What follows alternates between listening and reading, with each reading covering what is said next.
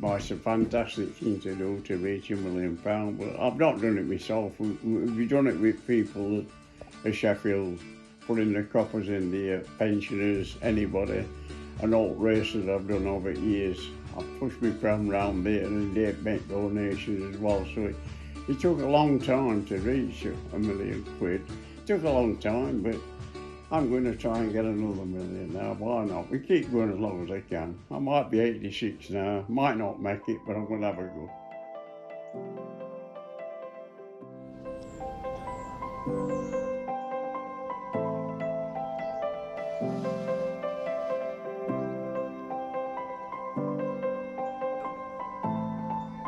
Should have a gold medal. It's marvellous, really. But it's marvellous.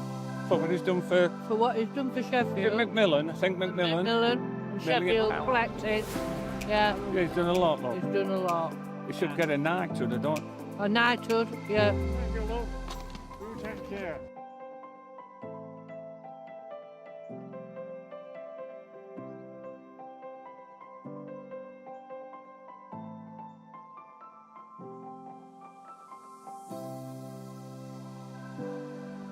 I lost my daughter and my wife, and that was terrible. I can talk about them now, but that pram is my daughter's pram. I bought that in 1961 for £4.12 in a tanner from Banners at Atterbury. And on front there, that teddy bear is one of my late wife's teddy bears. He drives the pram. He knows every road in Sheffield. I don't, but I just follow him. I feel all right. Whatever I feel all right, I'm going to keep going. My lad, my oldest lad, he's just battled cancer. He's topside on it. My youngest son, our Scott, he's just had a couple of strokes, but he's coming on all right as well, so that's made me more determined. I said, lads, what do you want me to do? He said, carry on, Dad, and help people like me. So that's good enough for me, so I'm going to carry on do it.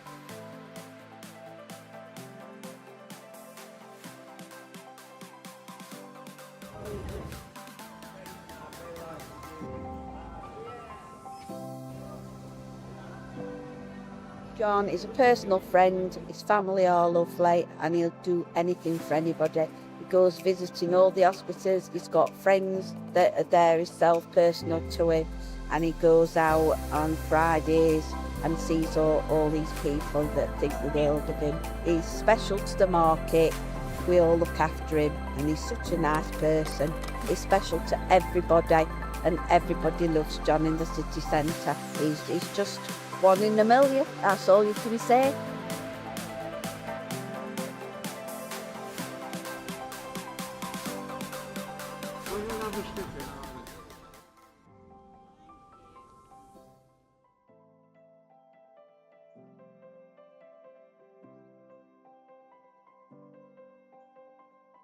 The people of Sheffield mean so much to me, you know. I mean, what they've done and what I've done for them. I mean, well, I can't put it in words, really. I mean, when you see little kids that's suffering with this cancer, it don't, you know, it's heartbreaking. It don't make sense in a lot of ways. My job is to keep an eye on all of the fundraising activities that he gets involved with and find out which of those might be of interest to the people of Sheffield.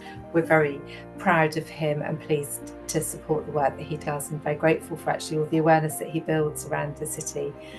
For Macmillan, he's a real icon. There's our support line, which is open from 8 in the morning till 8 in the evening, 7 days a week. So you never know that moment that you might need Macmillan. So you can be going along your life quite easily and breezily, and then you can get this shock diagnosis. You might be aware of Macmillan and be aware of the colour and perhaps have sponsored people and know that they help people with cancer, but you don't know how they could impact your life or support you if you're going through your own cancer journey. So for us, he's really important just to keep that awareness going, because he's out and about every week. I mean, it's more than once a week. So I think he does a round on a Friday. He has a special route that he takes, and then he goes to both the football clubs over the weekend to their home matches. What does he mean to the people of Sheffield? I think he's one of the few people, I think, who unites both, supporters of both football teams, which is actually quite a rare thing. I've got a flag on front of Pram that's we got Sheffield United and Sheffield Wednesday on, plus his own Sheffield logo on. And when I go, it don't matter whether we Wednesday or United supported, it don't matter. Everybody's affected by cancer, and Macmillan are there 24 hours a day. They're there to look after them and make sure everybody's okay. So football is football. Cancer takes no prisoners.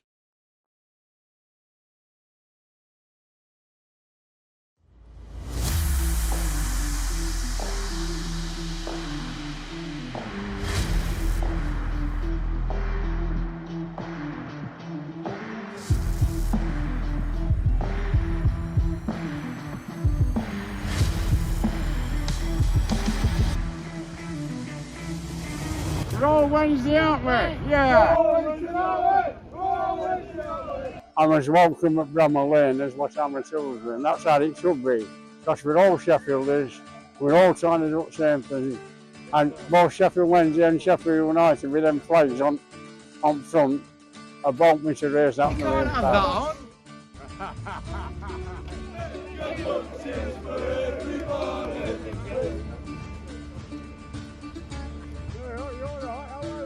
My dad that's my dad's uncle. So my granddad and him are brothers. He's brilliant. He's best one out of family. Hands down, best one out of family. You're brilliant man. Look after yourself, you.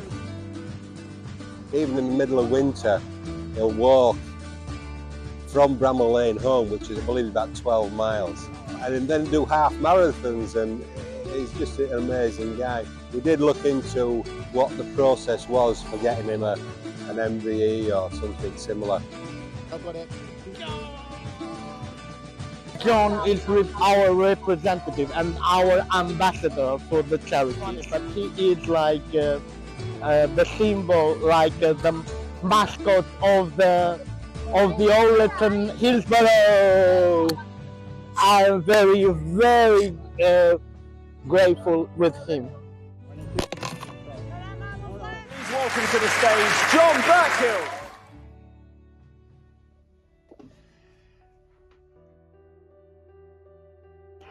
I think the one that stands out out of all races I've done, about 1,050 something, the one that stands out very much to me is the Sheffield Marathon in 1992, because I pushed my wife around and she was dying. I got permission to push her around in a wheelchair, a special wheelchair we got from hospital. And she said, "You've got all them medals, John. I've never won a thing in my life." And that's when it hit me. I said, "I'm going to try and, you will, love, you'll be doing it one day." And that's when I thought, well, I've been serious in my eyes when I think about it. Anyway, she knows how she looked lovely.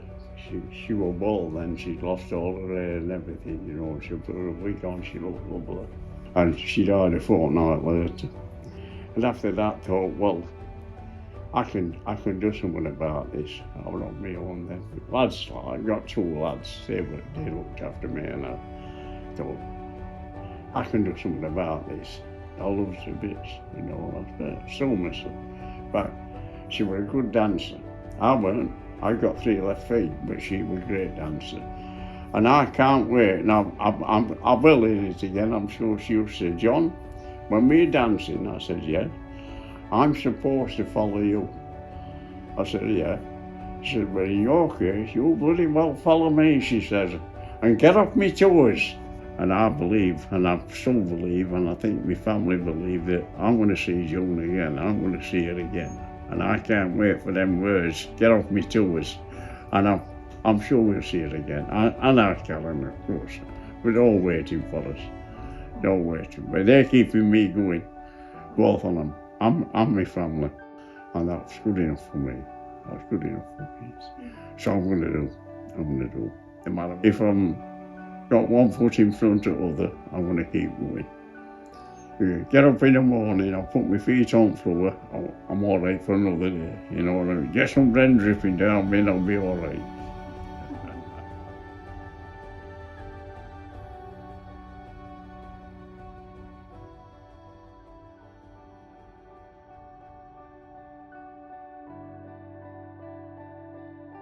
Percy Pudding is somewhat very special to me because, as I say, I've done nearly every one of the Percy Puddings going back when it was. It's always cold and freezing. Richard Dunk that runs it and Alan, he says to me, John, you've got a guaranteed entry in that. When they get there, he says, just go.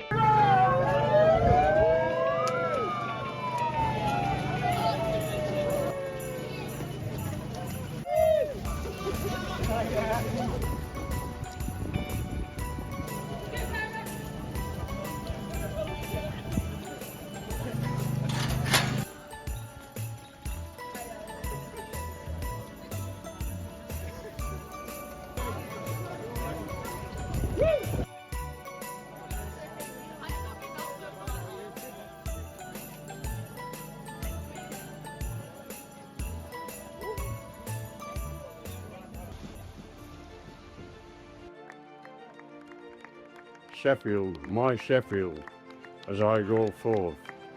For now we are the sporting city of the north. Wonderful people, so happy, so helpful, so kind. Sheffield, no better place you will find. My city of Sheffield is simply the best. England's finest city, better than all the rest. Wherever in the world I will choose to roam, I'll always return to my city, my Sheffield, my home. He used to be a race walker, and he actually knows my old next door neighbour that I grew up with, and I grew up playing with his daughter.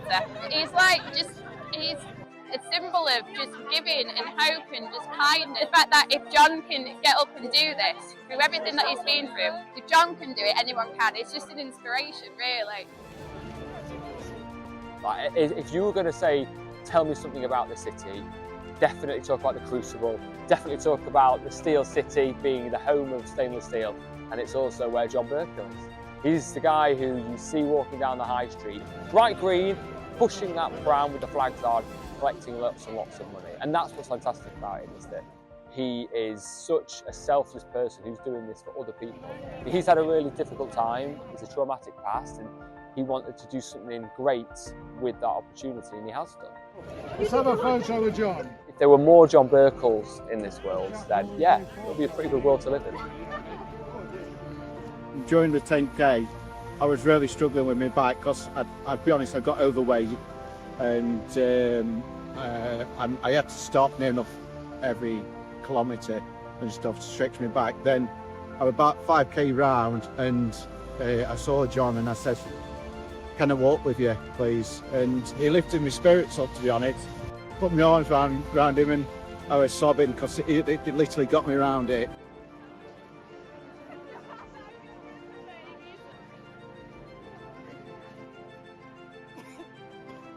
You've trained hard, you've worked hard, lick them all and bring it home to Sheffield.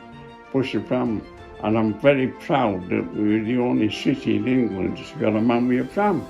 And I'm proud to be that man, I really am, you know what I mean? And I know what people of Sheffield think about it. Half of them think I'm round bending, nicest possible way, but half of them are very, very supportive. Yeah, that's crazy. We're thanking you, not you thanking us.